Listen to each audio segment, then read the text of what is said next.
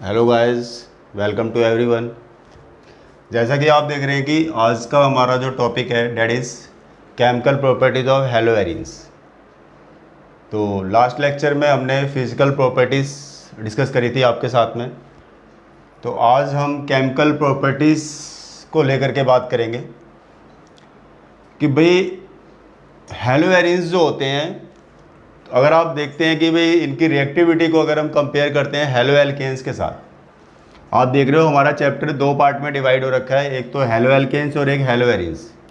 अगर in halo alkanes और हेलोएरिन्स की रिएक्टिविटी को आपस में कंपेयर करते हैं तो हमें देखने को मिलता है कि जितने भी हमारे हेलोएरिन्स होते हैं उनकी जो रिएक्टिविटी होती है हमारी हेलो एल्केन्स से क्या होती है, लेस होती है।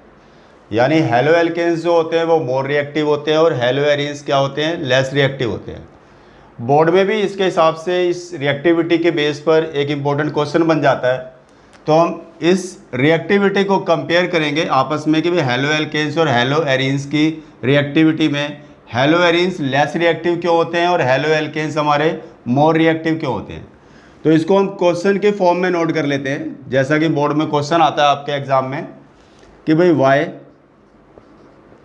वाई आप बोल रहे हो haloarenes, why haloarenes are less reactive, why haloarenes are less reactive then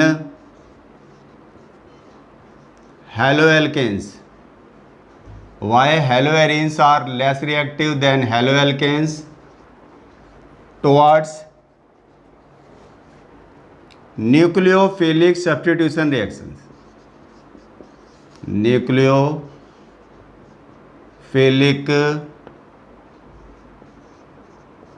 substitution reactions।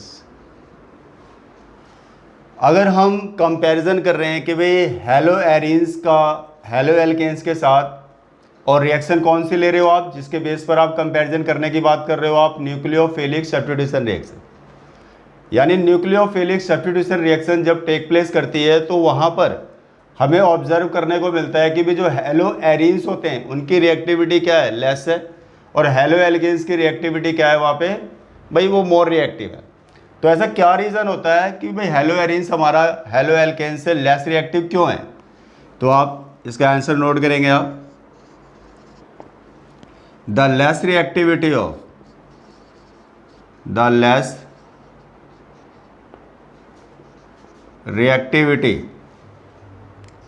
of heloएरिन्स then आप बोलेंगे हेलोएल्केन्स डिपेंड्स अपॉन आप बोलेंगे फॉलोइंग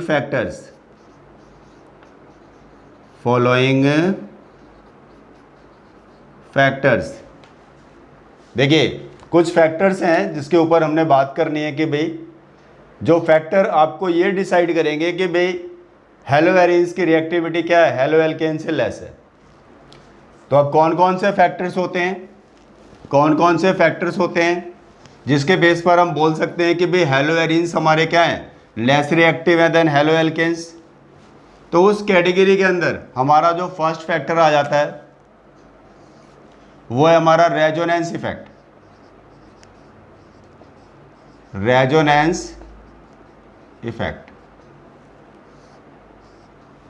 ठीक है जी, रेजोनेंस इफेक्ट। तो आप देखेंगे तो इसमें बता सकते हो आप भाई in हेलोएरिन्स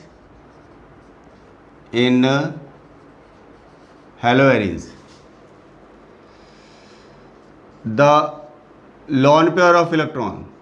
lone pair of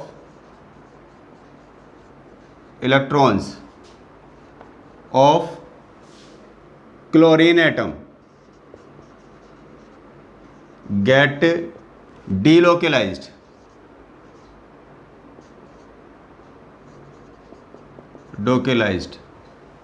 delocalised. ठीक है जी,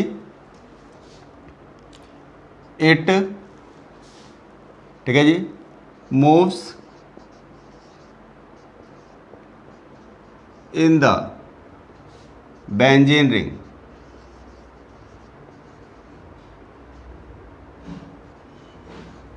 ठीक है जी, due to which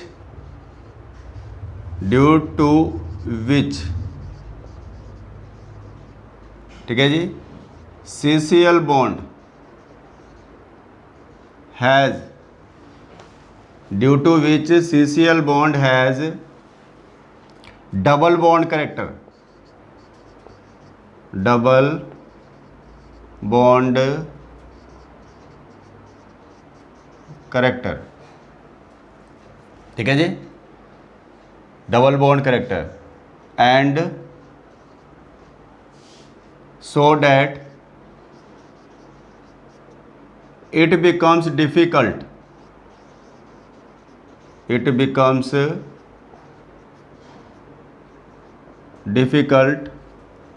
to break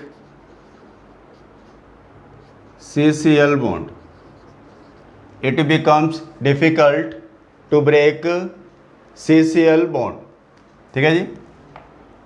on the other hand, आप इसको बोल सकते हो it difficult to break CCl bond which makes, कैसे कह सकते हो आप इसी बात को आगे बढ़ाएं तो हम, which makes haloarenes less reactive, ठीक है जी। तो मैंने आपको क्या बताया, देखिए, in haloarenes the lone pair of electrons of chlorine atom get delocalized, ठीक है जी, it moves in the benzene ring, benzene ring के अंदर वो देखो इन्वॉल्व हो रहा है, due to which CCl bond क्या हो जाता है हमारा, ठीक है जी, डबल बॉन्ड करेक्टर हो जाता है। और डबल बॉन्ड होने की वजह से, पहले सिंगल बॉन्ड अगर होता है तो आपको उसके बॉन्ड को आप आसानी से तोड़ सकते हो आप, वही बॉन्ड जब आपका क्या हो गया, डबल बॉन्ड करेक्टर हो गया वहाँ पर, तो उस बॉन्ड को तोड़ना हमारे लिए क्या हो जाता है, डिफिकल्ट हो जाता है।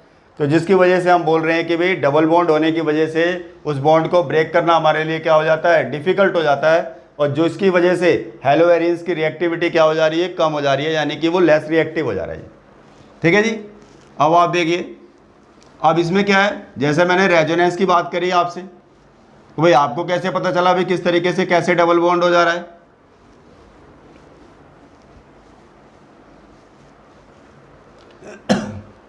ठीक है जी। इसके लिए आप रेजोनेंस बना लो, आप the resonance of haloarene is given below कर सकते हो आप, हम नीचे दिखा रहे हैं इस चीज़ को, इज गिवन बिलो। अब आप देखिए किस तरीके से रेजोनेंस दिखाना है आपने, ये हमारा बेंजीन होगी, फर्स्ट बेंजीन, जिसमें मैं आपका हेलोजन ले रहा हूँ। हेलोजन आप कोई भी ले सकते हो, जैसे मान लीजिए हमने क्लोरोबेंजीन को ले लिया, और ये देखिए आपके इसके ये हो गए लोन पेयर क्लोरीन के। अब ये इसका रेजोनेंस कराना है, ये देखो इलेक्ट्रॉन इधर आ रहा है, तो आपको पता है जब इस कार्बन के साथ में, जब इस लोन पेयर ऑफ इलेक्ट्रॉन ने यहाँ बॉन्ड बनाना होगा, तो उस कंडीशन में यहाँ एक बॉन्ड तोड़ने की ज़रूरत पड़ेगी, तभी तो इस कार्बन के साथ बॉन्ड बनेगा। तो ये आपके जो इलेक्ट्रॉन है, यहाँ पे जो डबल बॉन्ड वाला जो इलेक्ट्रॉन है वो किधर को आ जाएगा बोलेंगे, तो इधर की तरफ। भाई ये कार्बन, ये देखो डबल बॉन्ड का जो पाई इलेक्ट्रॉन है वो इस कार्बन के पास पहुँच जाएगा, तो ये वाला कार्बन का जो लोन पेयर ऑफ इलेक्ट्रॉन इस कार्बन से बॉन्ड बना लेगा आसानी से उस कंडीशन में। तो क्या कंडीशन बन गई आप देख रहे हो आप, ये देखिए आप, ये आपका हो गया Cl, ये इसका जो पेयर है एज इट इज है, ये भी पेयर एज इट इज है, यहाँ से इलेक्ट्रॉन गया है तो ये पॉजिटिव चार्ज आ गया, देख लीजिए आप। एक बॉन्ड बनाने में 2 इलेक्ट्रॉन लगते हैं, तो ये आपका देखिए बॉन्ड बन गया हमारा। अब यहाँ से इस कार्बन का बॉन्ड और इस कार्बन के बीच का बॉन्ड ये ब्रेकअप हो रहा है, तो ये जो आपके जो 2 इलेक्ट्रॉन्स हैं वो कहाँ पे पहुँच गए, इस कार्बन के पास पहुँच गए। तो आपने दोनों के बीच में बॉन्ड टूटने के बाद इलेक्ट्रॉन केवल एक ही एटम एक्सेप्ट कर रहा है, ये वाला कार्बन ही ले रहा है, ठीक है जी। इसके इलेक्ट्रॉन को भी ले रहा है और अपने को भी ले रहा है, यानी कंप्लीट पेयर को इसने लिया हुआ है। तो आप देखो उसकी रिस्पेक्ट में क्या हो गया, यहाँ पे नेगेटिव चार्ज आ गया। बाकी ये बॉन्ड एज इट इज दिखा दीजिए। अब आप देखिए आगे का स्टेप यही सेम लेते हैं। अब जब ये इलेक्ट्रॉन क्या है यहाँ पर इन्वॉल्व होगा, जब ये इलेक्ट्रॉन आपका इधर बॉन्ड बनाएगा तो उस कंडीशन में क्या करना पड़ेगा, ये इलेक्ट्रॉन यहाँ शिफ्ट करना पड़ेगा हमारे को। भाई इस कार्बन के साथ बॉन्ड जब भी पॉसिबल है जब आप इस डबल बॉन्ड को आप ब्रेक करो, आप यानी कि इनमें से जो पाई बॉन्ड है इसको जब आप ब्रेक करोगे तभी ये बॉन्डिंग पॉसिबल है। पेयर ऑफ इलेक्ट्रॉन कौन सा ले रहा है, ये वाला कार्बन ले रहा है, तो इसके हिसाब से क्या हो गया देख लीजिए। अब आप ये वाला कार्बन क्या हो गया, इलेक्ट्रॉन लेने के बाद देख लीजिए ये नेगेटिव चार्ज आ गया इसके ऊपर, और ये बॉन्डिंग हो गई आपकी। ये देखिए एज इट इज़ हमारा डबल बॉन्ड है, ये क्लोरीन एटम हो गया, ये इसके पास अपना कंप्लीट पेयर है, ये इसके पास में देखिए ये पॉजिटिव है, बाकी ये वाला बॉन्ड क्या एज इट इज़ ये। अब आगे चलते हैं, देखिए अब अगला जब स्टेप लेंगे तो ये वाला इलेक्ट्रॉन क्या है, यहाँ बॉन्ड बनाएगा, ठीक है जी। तो उस कंडीशन में क्या होगा बोलिए, ये पाई इलेक्ट्रॉन किधर को शिफ्ट हो जाएगा, जब ये वाला जो आपका इलेक्ट्रॉन जब इस वाले कार्बन से बॉन्ड बनाएगा तो इस पाई इलेक्ट्रॉन को हटाना पड़ेगा, यहाँ पे बॉन्डिंग आप दिखाएंगे इस कार्बन के पास पहुँच जाएगा ये हमारा, यहाँ पर ये वाला कार्बन इसको लेगा, तो आप देखिए ये क्या हो गया, देखिए यहाँ पर इलेक्ट्रॉन आ गया, ये देखिए इसने ले लिया। इसको थोड़ा एरो को मैं ढंग से दिखा देता हूँ वरना थोड़ा सा कन्फ्यूजिंग सा हो जाएगा आपके लिए। ये आपका यहाँ पर है, देख लीजिए आ रहा है। अब आपका देखिए ये डबल बॉन्ड है एज इट इज़, ये आपके पास में इसके पेयर्स हो गए, ये पॉजिटिव हो गया। अब जहाँ पे जब इलेक्ट्रॉन पहुँचेगा तो देखिए अब ये आपका क्या हो गया, हमारा नेगेटिव हो गया। अब ये वाला जो दो इलेक्ट्रॉन है देख रहे हो आप, यहाँ पे बॉन्डिंग होगी आपकी, ये बॉन्ड एज इट इज़ दिखा दिया आपने।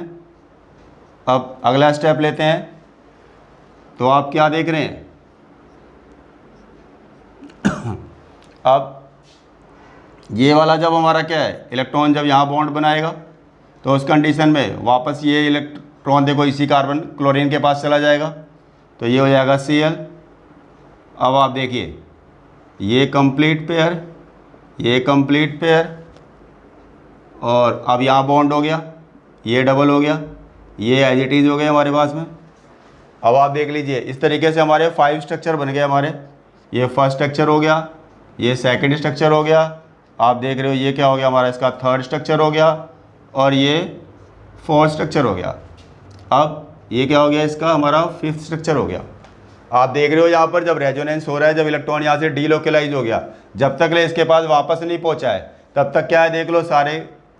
अब कार्बन और क्लोरीन के बीच में क्या हो रहा है, डबल बॉन्ड करेक्टर दिखाई दे रहा है हमारा। और डबल बॉन्ड को ब्रेक करना क्या होता है, किसी भी सिंगल बॉन्ड के कंपैरेटिवली क्या होता है, ज़्यादा डिफिकल्ट होता है। जो डबल बॉन्ड होने की वजह से हम बोल रहे हैं हेलो एरियंस की रिएक्टिविटी क्या हो गई है, रेजोनेंस की वजह से कम हो गई है। तो ये तो हो गया हमारा भाई फर्स्ट पॉइंट जिसमें मैंने रेजोनेंस की बात करी हेलो एरियंस के लिए। अब इसी बात को जब हम बात करते हैं किसके लिए, जब हम बात करते हैं किसके लिए, हेलो एल्केन्स के लिए, तो रेजोनेंस इफेक्ट की बात ही चल रही है ना आपकी। On the other hand in case of haloalkanes, on the other hand in case of haloalkanes, due to absence of ठीक है जी resonance CCl bond is purely single bond,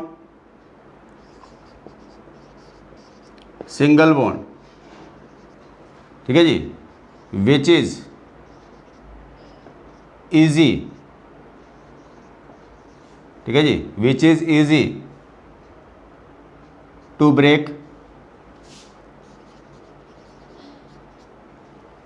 hence आप क्या कह सकते हो भाई, हेलो एल्केन्स आर आप बोलेंगे more reactive, haloalkanes are more reactive. तो आपको बात समझ में आ गई होगी। एक तो रेजोनेंस इफेक्ट के बेस पर मैंने बात समझाई आपको कि भाई अगर रेजोनेंस होता है तो उससे रिएक्टिविटी क्या हो जा रही है हमारी, कम हो जा रही है। रेजोनेंस हो रहा है तो रिएक्टिविटी क्या हो जा रही है हमारी, कम हो जा रही है। और जहाँ पे रेजोनेंस नहीं हो रहा है वहाँ पे रिएक्टिविटी क्या हो रही है, बढ़ रही है। ठीक है जी। यानी एग्जाम्पल के तौर पे आप कुछ भी ले सकते हो आप, जैसे RCS2 मैंने X ले लिया। अब आप देख रहे हो यहाँ पे कोई रेजोनेंस नहीं है यहाँ पर, ठीक है जी। ये कार्बन एटम की बात करते हैं, अगर ये हेलोजन एटम के साथ में जुड़ रहा है तो यहाँ पे क्या है हमारा, भाई आप बोलेंगे सिंगल बॉन्ड है, सिंगल बॉन्ड है, ठीक है जी। तो आप थोड़ी सी बात उसमें ऐड कर सकते हो आप नीचे। इसके बाद आपका सेकंड फैक्टर है, यहाँ पे सेकंड फैक्टर है different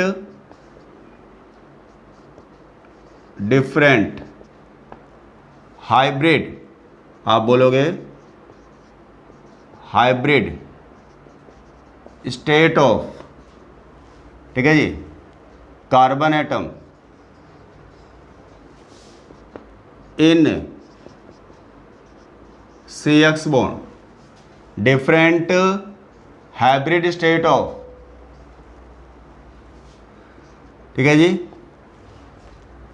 carbon atom in CX bond. अब आप देखते हो कंपैरिजन करते हैं,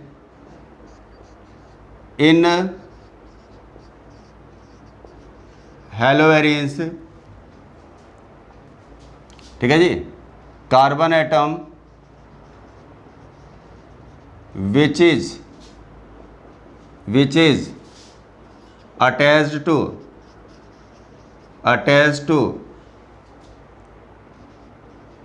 halogen atom is sp2 hybridized। on the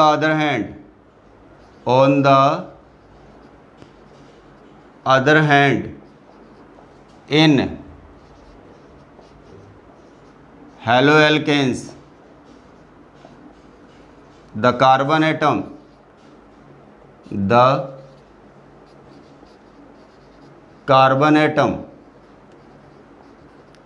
which is attached to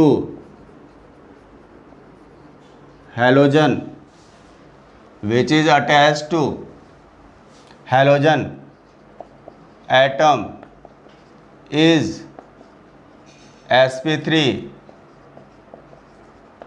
hybridized। the size of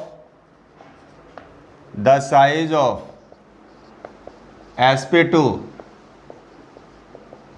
hybridized orbital is smaller। the size of sp2 hybridized orbital is smaller than sp3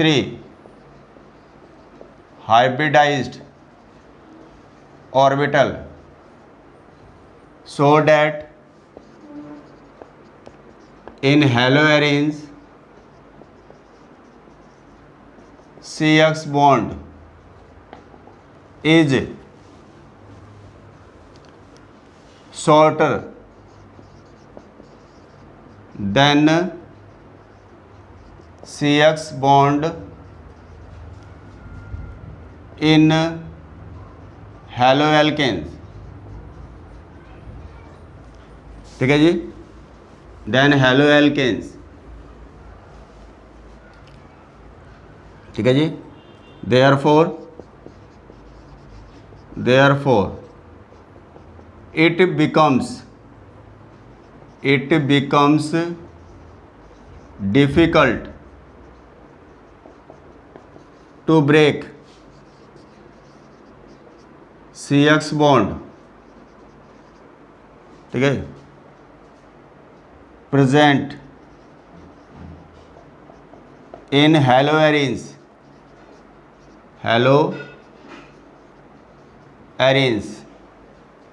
as compared to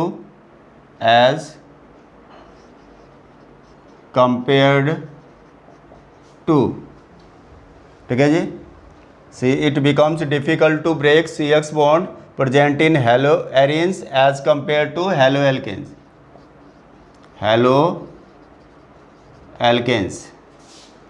ठीक है जी। Hence we may say that hence we may say that haloarenes are less reactive than haloalkanes। तो size of the orbital यहाँ पे एक important role play कर रहा है। जैसा आप देख रहे हैं, साइज ऑफ द ऑर्बिटल क्या कर रहा है, एक इंपॉर्टेंट रोल प्ले कर रहा है किसमें, CX बॉन्ड की स्ट्रेंथ में। रिएक्टिविटी आपको पता है, अगर कोई भी मॉलिक्यूल होता है अगर वो रिएक्टिव है तो तभी वो रिएक्टिव हो सकता है जब उसके बॉन्ड आसानी से टूटेंगे। अगर बॉन्ड का टूटना आपका डिफ़िकल्ट होगा तो उस कंडीशन में उसकी रिएक्टिविटी भी क्या होगी, कम होगी। तो अगर हम यहाँ पर बात करते हैं हैलोएरीन्स के केस में, हैलोएरीन्स के केस में तो आप देखते हैं यही बात यहाँ पे लिखी हुई है जो मैं आपको यहाँ पे डायग्राम में बता रहा हूँ आपको। भाई हमारा जैसे मान लीजिए CCl बॉन्ड है, यहाँ पर ये जो कार्बन एटम है, जो कार्बन एटम हैलोजन के साथ जुड़ रहा है, अगर वो डबल बॉन्ड बना रहा है यहाँ पे तो उसकी हाइब्रिडाइजेशन कौन सी होती है, बोलेंगे sp2 होगी, sp2 होगी।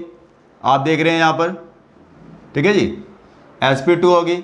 और किसके कंपेरेटिवली, अगर जैसे मान लीजिए कि हमारे पास R है, ये CH2 है और ये Cl है, यहाँ पे जो कार्बन हैलोजन एटम के साथ में जुड़ रहा है, ये कार्बन सारे बॉन्ड सिंगल हैं, देख लीजिए। तो इसकी हाइब्रिडाइजेशन कौन सी होगी, बोलेंगे ये sp3 हाइब्रिडाइज होगा कार्बन एटम जो है यहाँ पर, क्योंकि सारे बॉन्ड अपने क्या बना रहा है, सिंगल बना रहा है।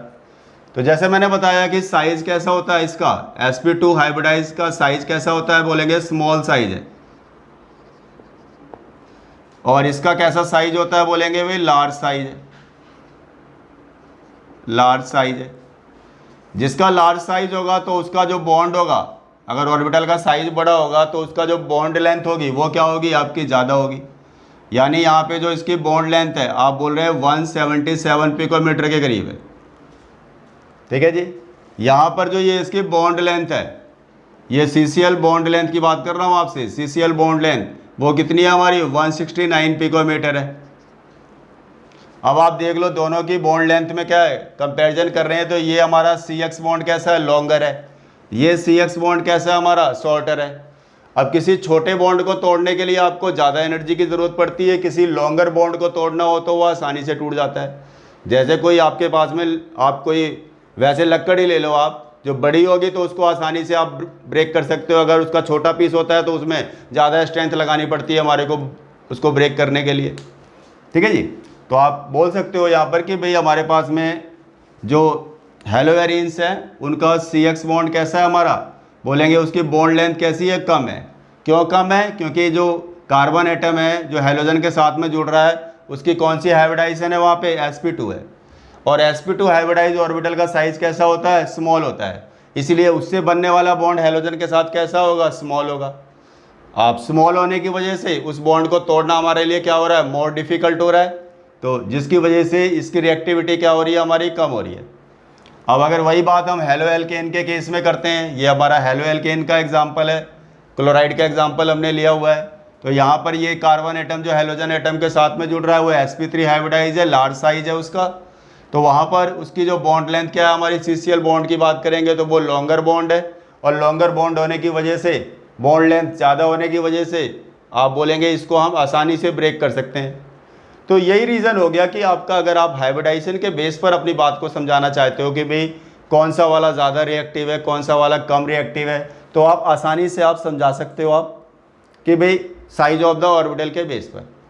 तो ये हमारा हो गया सेकंड फैक्टर जिसमें मैंने आपसे बात करी कि अगर हम हाइब्रिड स्टेट के बेस पर बात करेंगे तो उस बेस पर हम कैसे बता सकते हैं कि भाई कौन सा वाला कंपाउंड ज़्यादा रिएक्टिव होगा और कौन सा वाला हमारा कम रिएक्टिव होगा। तो आई थिंक सो बात समझ में आ गई होगी। अब हम इसके लिए एक थर्ड फैक्टर चलो और ले लेते हैं, ठीक है जी। अब आप बोलेंगे difference in polarity of CX bond, difference in polarity of CX bond, ठीक है जी। अब आप देखते हैं इसमें इन हेलोएरिन्स, इन हेलोएरिन्स, ठीक है जी, the carbon atom, the carbon atom which is attached to halogen atom, halogen atom is sp2 hybridized, carbon atom which is sp2 hybridized, ठीक है जी। आप बोलेंगे which is more electronegative, which is more electronegative due to, आप बोल सकते हो greater s character, greater s character, ठीक है जी, due to greater s character, so that, ठीक है जी, carbon atom has less tendency, less tendency to give its electrons to halogen atom, halogen atom, therefore, ठीक है जी, देयरफॉर CX बॉन्ड बिकम्स, आप बोलोगे less polar, less polar, and therefore, ठीक है जी, it becomes, it, therefore it becomes difficult, therefore it becomes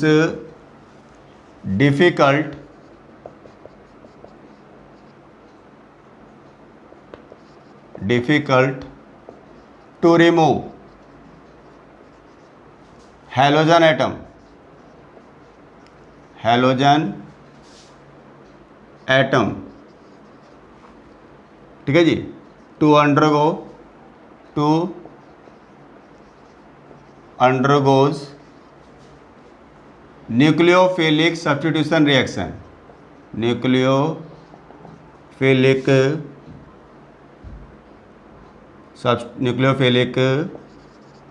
substitution reaction, ठीक है जी।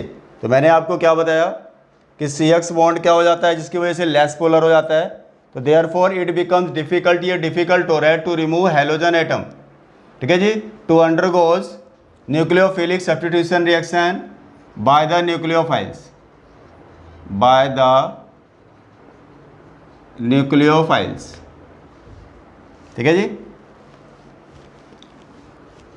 ठीक है जी, by the nucleophiles, which makes, हम बोल सकते हैं ना इसकी वजह से, विच मेक्स, ठीक है जी, which makes haloarenes less reactive,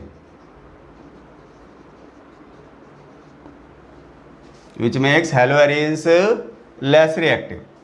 अभी इसको मैं हेलोएरिन के स्ट्रक्चर से समझाऊंगा सारी बातें जो मैंने लैंग्वेज लिखी है, पहले आप लैंग्वेज को नोट कीजिए, फिर डायग्राम जो हम लेके चलेंगे, स्ट्रक्चरल फॉर्मूला जब लेके चलेंगे तो उससे आपको ये सारी लैंग्वेज ऑटोमेटिकली क्लियर हो जाएगी। अब ये तो बात हो गई हेलोएरिन्स के लिए। On the other hand, on the other hand, in haloalkanes the carbon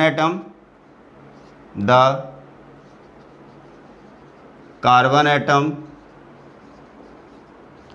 which is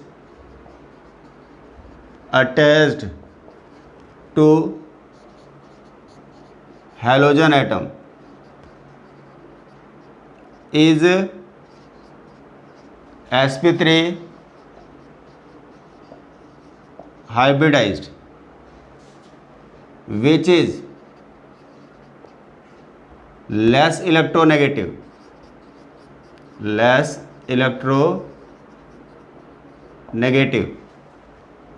due to आप बोलेंगे लेस एस करेक्टर, ठीक है जी, due to less s character.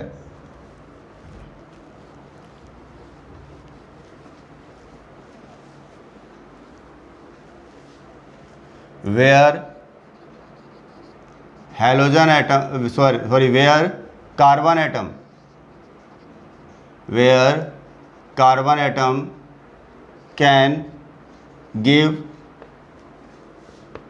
It's electrons more easily to halogen atom,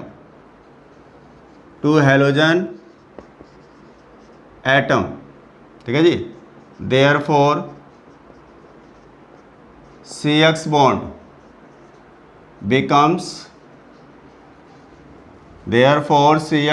becomes आप बोलेंगे क्या जी, more polar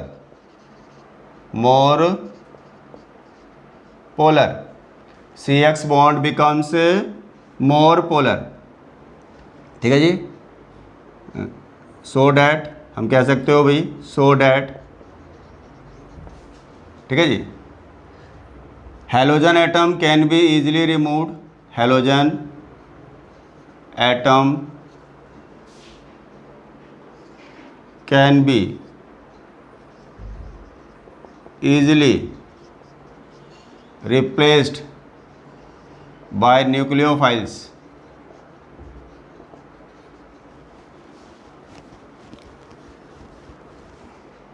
to undergo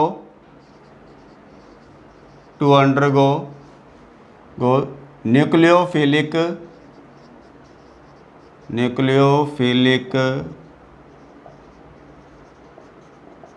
substitution reaction, ठीक है जी। Hence haloalkanes are more reactive,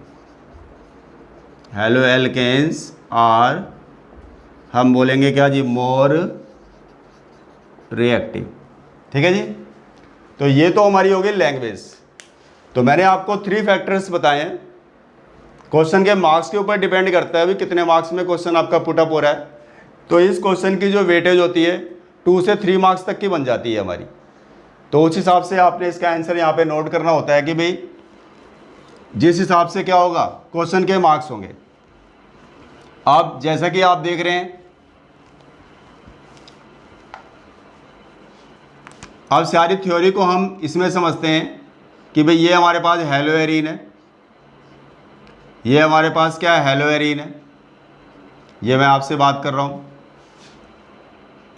अब ये कार्बन कौन सा है हमारा, sp2 हाइब्रिडाइज है।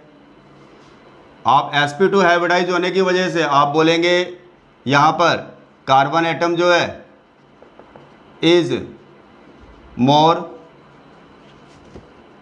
इलेक्ट्रोनेगेटिव है। भाई इलेक्ट्रोनेगेटिव का काम क्या होता है, इलेक्ट्रॉन को अपनी तरफ लेना।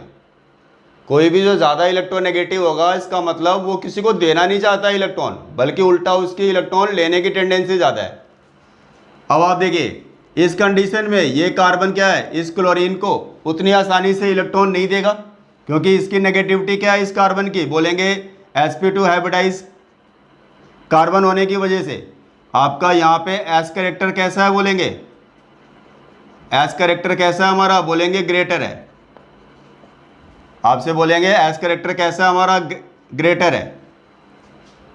तो यानी मेरा कहने का मतलब है कि अगर परसेंटेज निकालें तो लगभग 33% आपका एस कैरेक्टर बन रहा है यहाँ पे, ठीक है जी। 33% आपका क्या हो रहा है यहाँ पर, एस कैरेक्टर हमारा बन रहा है। अब यहाँ पर क्या है हमारा, एस कैरेक्टर ग्रेटर है हमारा, इलेक्ट्रोनेगेटिविटी ज़्यादा है। तो यहाँ पर इसके ऊपर अगर बोले तो देखो ये इलेक्ट्रॉन अपना इधर को शिफ्ट करेगा तो इस पे ऊपर डेल्टा पॉजिटिव चार्ज, इसके ऊपर डेल्टा नेगेटिव चार्ज। तो ये नेगेटिव चार्ज इसके ऊपर जो डेवलप हो रहा है वो क्या हो रहा है, कम हो रहा है, क्योंकि यहाँ पे इस कार्बन के इलेक्ट्रॉन देने की टेंडेंसी क्या है, इस क्लोरीन एटम को कम है। तो आप बोलेंगे यहाँ पर बोलेंगे लेस नेगेटिव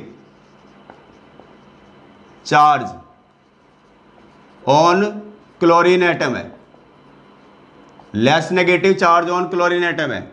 अब यहाँ पे बोल सकते हो CX बॉन्ड कैसा है हमारा, बोलेंगे तो CX बॉन्ड कैसा है हमारा, बोलेंगे लेस पोलर है। लैंग्वेज तो आप खुद भी बना सकते हो आप, क्योंकि जिस हिसाब से मैंने ये डायग्राम में सारी बात समझा दी हेलो एरीन के, आप वही लैंग्वेज आप खुद अपने वर्ड्स में आप बना सकते हो। आप भाई CX बॉन्ड क्या हमारा, लेस पोलर है, ठीक है जी। आप बोलेंगे CX बॉन्ड क्या हमारा, लेस पोलर है, सो डैट क्या हो गया, so that difficult to break, ठीक है जी। वही सारी लैंग्वेज लिखी हुई थी अभी आपने पैराग्राफ जो हमने नोट किया है। अब आपका देखो R है, CH2 और ये हैलोजन एटम है। यहाँ पे ये जो कार्बन एटम है वो कौन सी हाइब्रिडाइजेशन रखता है, बोलेंगे sp3 रखता है, ठीक है जी, sp3 रखता है। तो इसका मतलब क्या हो गया, कार्बन एटम जो है इज आप बोलेंगे लेस इलेक्ट्रोनेगेटिव है। सारी बातें वही ऊपर वाली आ जाएगी। देखो कार्बन एटम यहाँ पे कैसा था, मोर इलेक्ट्रोनेगेटिव था, यहाँ पर कैसा हो गया, लेस इलेक्ट्रोनेगेटिव हो गया। अब अगर sp3 के अंदर हम S की परसेंटेज निकालें तो क्या हो जाएगा, ये 25% है, ये 33% था, ये कितना है हमारा, इस वाले केस में 25% है। तो S का करेक्टर क्या हो गया, इसमें कम हो गया। तो आप बोलेंगे एस करेक्टर जो हमारा वो क्या हो गया, लेसर, ठीक है जी। एस करेक्टर कैसा है, वहाँ पे कम है, इतनी बात हो गई। अब आप देखो यहाँ पर, अब जब ये इसकी नेगेटिविटी कम है तो इसकी इलेक्ट्रॉन देने की टेंडेंसी ज़्यादा होगी। तो यहाँ पर आप बोलेंगे मोर, देखो इसमें लेस नेगेटिव चार्ज था तो आप बोलेंगे more negative charge on chlorine atom. ये क्या हो गया, मोर नेगेटिव चार्ज हो गया। अब ये जो CX बॉन्ड है, ये जो CX बॉन्ड है, CX बॉन्ड क्या बोलेंगे, ज़्यादा इसके ऊपर चार्ज आएगा नेगेटिव। ये देखो ये पॉजिटिव और ये नेगेटिव, सॉरी ये नेगेटिव, तो नेगेटिव चार्ज इसके ऊपर डेवलप हो रहा है, वो क्या है, इस नेगेटिव चार्ज से क्या है, ज़्यादा है। तो जितना चार्ज का डिफरेंस ज़्यादा होगा हम बोलेंगे पोलैरिटी ज़्यादा होगी। तो CX बॉन्ड क्या बोलेंगे, is more polar, CX bond is more polar, ठीक है जी। And easy to break, easy to break, ठीक है ना बेटा। तो सारी बातें आपको समझ में आ गई होगी कि भाई किस तरीके से मैंने सारी बातें आपको वहाँ पे लैंग्वेज में नोट करी है। लैंग्वेज आप चाहो तो अपनी खुद की बना सकते हो, इसी बेस पर आपने सारी बात करनी है। तो इस क्वेश्चन में आपको क्लियर हो गया होगा कि भाई जितने भी हेलो एरेंस होते हैं, ठीक है जी, उनकी रिएक्टिविटी हमारी कम क्यों होती है, किससे, हेलो एल्केन से अगर कंपेयर करें। हेलो एरेंस की जगह कोई दूसरा कंपाउंड भी बोल सकते हैं, तो जैसे विनाइल क्लोराइड है, अगर आपको बोल सकते हैं विनाइल क्लोराइड, देखो इधर ध्यान दो मेरी बात, विनाइल क्लोराइड बोलते हैं, विनाइल क्लोराइड बोलते हैं लेस रिएक्टिव होता है देन आपको बोलते हैं अल्काइल हैलाइड। तो विनाइल क्लोराइड का फॉर्मूला क्या होता है, CH2 डबल बॉन्ड CH और ये Cl। तो जो सारी बातें मैंने हेलो एरीन्स के केस में समझाई है, वही हेलो एरीन वाला कंसेप्ट इस विनाइल पे आ जाएगा, क्योंकि यहाँ पे रेजोनेंस हो जाएगा, यहाँ पे क्या हो जाएगा आपका, रेजोनेंस हो जाएगा। हो जाएगा नहीं हो जाएगा, बोलो। अगर यहाँ पर अगर मैं बात को बोलूँ कि भाई विनाइल क्लोराइड की वेन है आपके पास में, तो विनाइल क्लोराइड भी तो रेजोनेंस कराएगा। ये देखिए अब आप इसको समझ लेते हैं, CH2 है, डबल बॉन्ड है, CH है और ये Cl है, और ये इसके देखिए लोन पेयर ऑफ इलेक्ट्रॉन। जब ये लोन पेयर ऑफ इलेक्ट्रॉन यहाँ पर आएगा तो ये इलेक्ट्रॉन इधर शिफ्ट हो जाएगा, तो रेजोनेंस क्या होगा, देखिए CH2, ये देखिए यहाँ पर इलेक्ट्रॉन आ गया, ये नेगेटिव चार्ज आ गया इसके ऊपर, और ये क्या है, CH है, ये देखिए डबल बॉन्ड हो गया, और ये Cl है, यहाँ पॉजिटिव आ गया, देख रहे हो आप। तो रेजोनेंस वाली कंडीशन अप्लाई हो रही है, तो रेजोनेंस वाली कंडीशन अप्लाई हो रही है तो सारी की सारी बातें जो मैंने हैलो वेरिएंस के लिए बताई है वो इसके साथ में एप्लीकेबल हो जाएंगी। ठीक है जी। और कोई भी हैलो एल्केन दे रखा होगा तो वहाँ पर वो हैलो एल्केन तो मैंने बताया ही आपको है। तो आपको ऐसे भी बोल सकते हैं कि विनाइल क्लोराइड जो होता है वो लेस रिएक्टिव क्यों होता है हैलो एल्केन्स के कंपैरेटिवली, तो भी यही सारे फैक्टर्स आपने बता देने हैं आपने। ठीक है जी। तो आई थिंक सो बात आपको समझ में आ गई होगी। तो नोट कर लीजिए आप सभी जो भी बातें मैंने आपको बताई हैं।